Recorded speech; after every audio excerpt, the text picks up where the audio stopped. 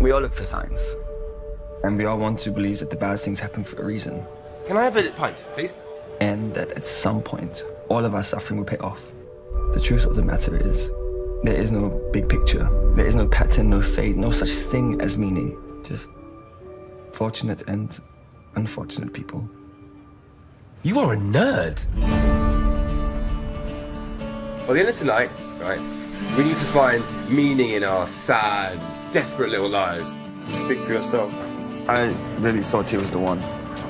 We took things slowly, and then we decided to have our first night together. I always wanted to play music. Country music, to be exact. Southern Mondays adds Moonshine, the biggest country music song. It's on tonight. So congratulations on your new movie, A Night Like This, which is playing very well over here.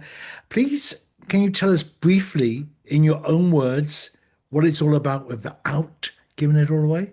I suppose the film's very much about connection. It's about two very broken people who are quite lost, finding something within each other which inspires them to try and find themselves and see each other.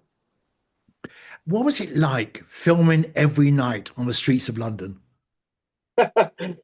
Well, we filmed in the winter, so oh my God, was extremely cold. And for those who haven't yet seen the film, at one point I'm in a t-shirt on Tower Bridge, and that gets windy at the best of times. So there was a few very cold nights, but it was beautiful. And actually, weirdly, not that busy. Really? In the winter? Nobody going no one would go back and forth to clubs, because there's quite a few clubs the other side of Tower Bridge, I believe. No? Yes, there is, but we didn't really get any spilling out of clubs and stuff. I mean, even when we were filming in Greenwich by the docks, we had very few interruptions, actually, which was very convenient and sort of lends to the loneliness that London is depicted as. Although the location is very much a character within itself, I think the film is very much about how lonely one can feel. I mean, anywhere, but especially in a city. I always find that London especially is extremely lonely. Because although there's so many people, everyone's doing their thing, I think there's a lack of connectedness that we seem to be exhibiting all over. And I think cities is where it's most apparent. You realise you're going to be inundated with letters after that. You work with first-time Liam Calvert, first-time director. What was that like? Brilliant. I mean, he's amazing. He's really, he knew what he wanted from the start.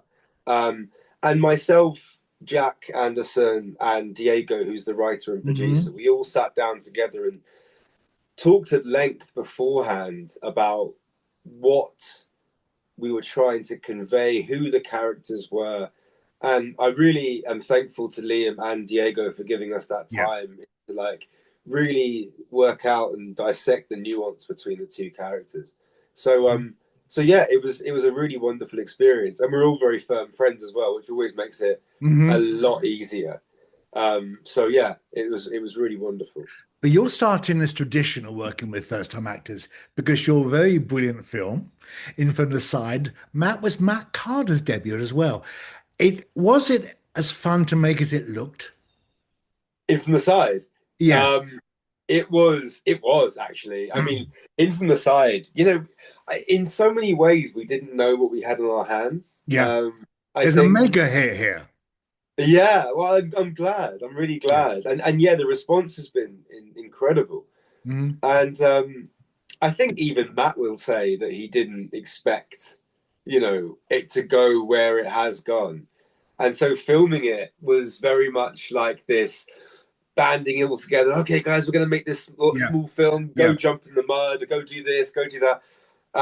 And it was such a wonderful experience. And I'm very close friends with many of the cast still, and the crew as well.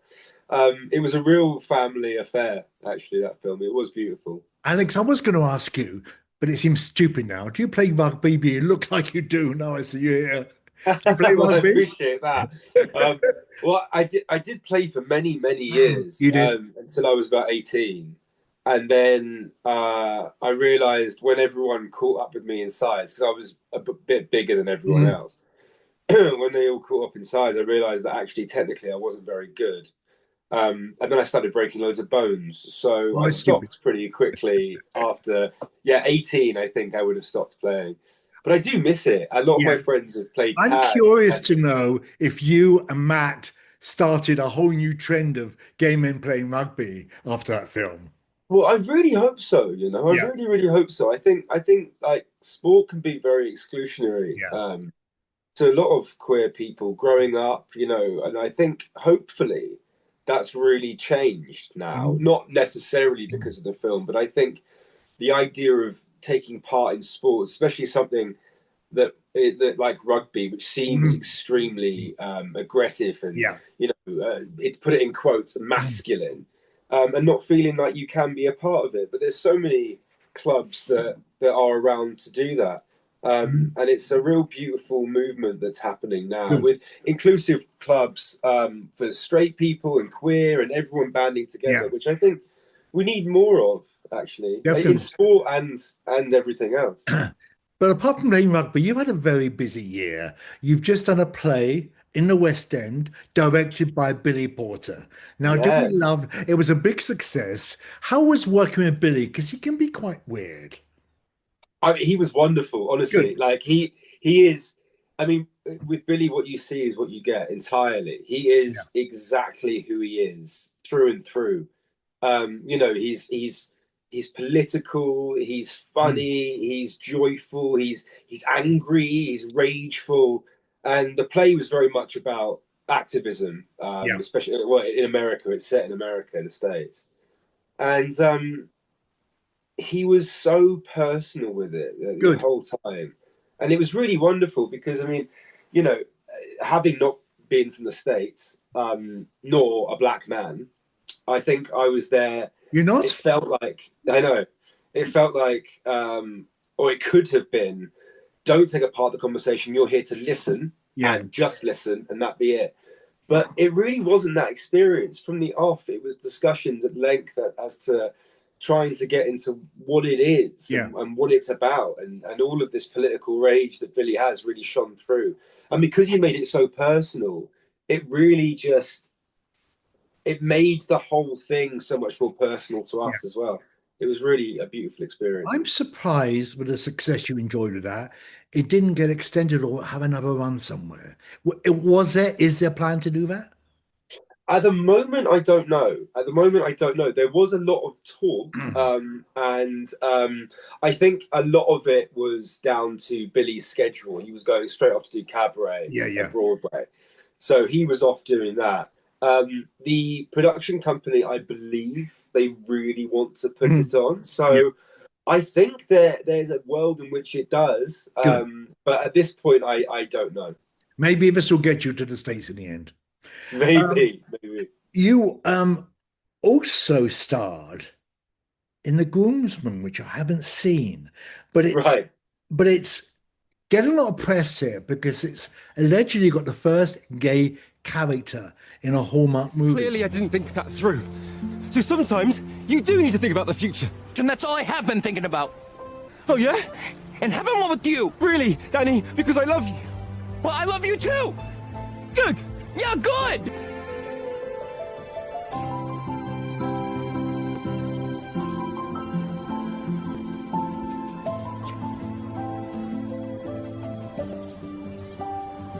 Where did you shoot that? If you didn't shoot it in America, where did you shoot the story? We shot that in Bulgaria, actually, Really? in Sofia and in oh God, I've forgotten where we went to. It's honestly such a beautiful country. I loved it. The people are wonderful. I mean, it's got beaches, it's got mountains. Yeah. It was Well, why were wonderful. you there? Because of the budget? Well, actually, a lot of films are going over to like places Yeah. like Hungary and Budapest and Prague and Bulgaria now, largely because yeah, it's tax breaks and Yeah. money for a lot of companies. But yeah, it's a wonderful place, wonderful people. I have a confession to make about you. I never saw Emmerdale.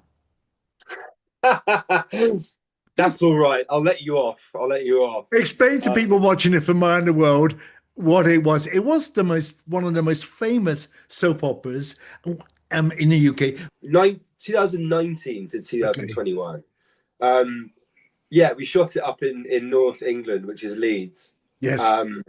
And it was wonderful. Like again, it's my first sort of step into being on TV, really. Yeah.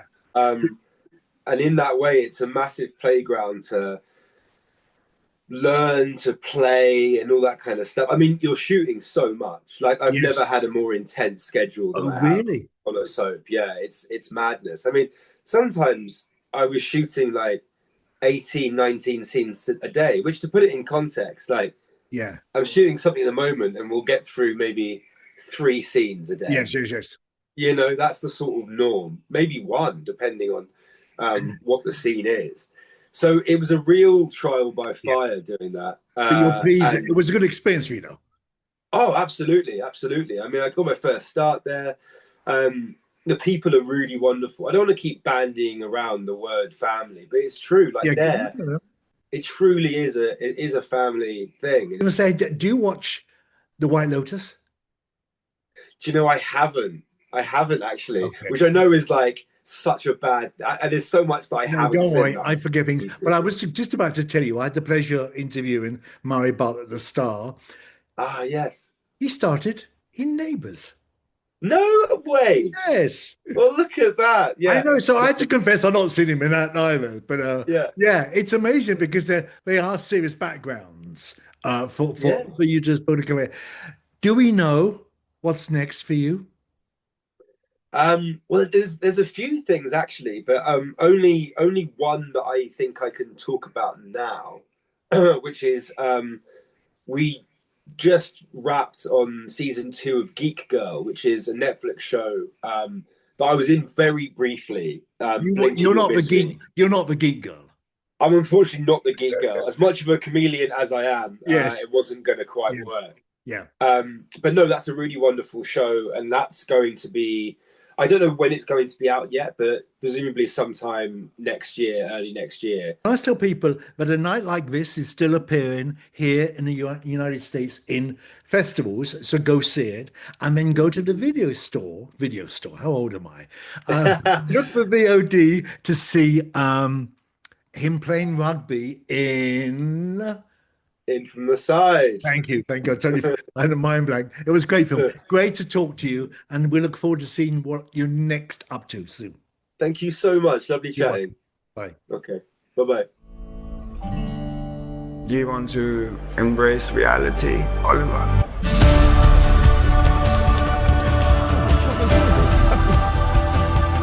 I just realised that I actually know your name. I'm Oliver. I'm Lucas. Who broke your heart? No one. No, please, tell me, who broke your heart? No, honestly. You've got to fight back. You clearly just endure these kinds of men. Yeah, but sorry, I was bullied for pretty much all of my teenage years. Well, why do you like acting so much then? Every line means something. Real life has no meaning. I think sometimes people think they're better off alone. Maybe they just run away and hide because they need someone to find them. I only pray when I need help. Which is not very religious, it's just very convenient. Maybe one day we'll look back at these moments